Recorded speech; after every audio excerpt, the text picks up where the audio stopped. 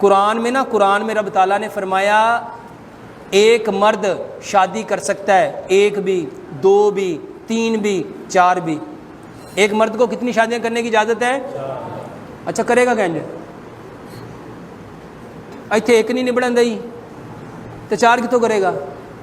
میرے بھائیوں جب وہ نبی صلی اللہ علیہ وآلہ وسلم کے طریقے پہ آئے گا نا، چار بھی کرے گا۔ ڈاکٹر صاحب میری شادی کو 1 سال ہو گیا ہے، بہت پریشان ہوں، قوت نفس بڑھانے کا طریقہ بتا دے۔ میرے بھائیوں اگر طاقت چاہتے ہو نا، اگر طاقت چاہتے ہو تو میرے بھائیوں دین کو سمجھو۔ قرآن میں رب تعالیٰ نے فرمایا ایک مرد شادی کر سکتا ہے، ایک بھی، دو بھی، تین بھی، چار بھی۔ ایک مرد کو کتنی شادیاں کرنے کی اجازت ہے؟ اچھا کرے گا کہیں ایتھے ایک نہیں نبڑن دئی تو چار کتوں کرے گا؟ میرے بھائیوں جب وہ نبی صلی اللہ علیہ وآلہ وسلم کے طریقے پہ آئے گا نا، چار بھی کرے گا۔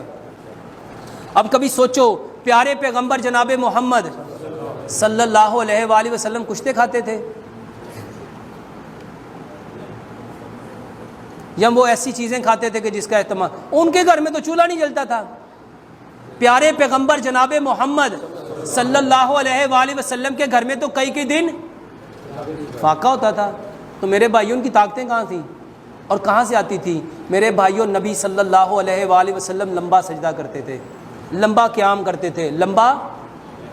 یہ جو اپنے نفس کو بڑھانا چاہتا ہے نا، کبھی سمجھو نفس ہے کیا؟ ہم نے تو نفس کسی اور کو ہی سمجھ لیا۔ میرے بھائیوں یہ جو اندر کا نفس ہے نا، جو بندہ قیام میں 5 منٹ کھڑا نہیں ہو سکتا وہ کسی کے سامنے کیا کھڑا ہوگا؟ جو بندہ اپنے رب کے سامنے 20 منٹ نہیں کھڑا ہو سکا، 5 منٹ سجدے میں نہیں جا سکا، اس کے نفس میں طاقت ہوگی؟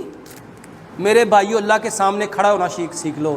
اللہ کی قسم کھا کے کہہ رہا ہوں، ایک بار دیکھو میری بات 2 ہے، یا سچ یا جھوٹ، ایسے ہی ہے نا؟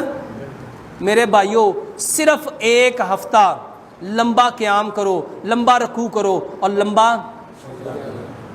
اور پیارے پیغمبر جناب محمد یہی کیا کرتے تھے، اور یہ سب سے بہترین علاج ہے۔ جو بندہ قیام میں 5 منٹ کھڑا نہیں ہو سکتا وہ کسی کے سامنے کیا کھڑا ہوگا؟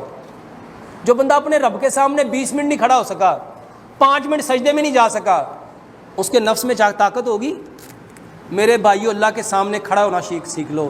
اللہ کی قسم کھا کے کہہ رہا ہوں، ایک بار دیکھو میری بات 2 ہے، یا سچ یا جھوٹ، ایسے ہی ہے نا؟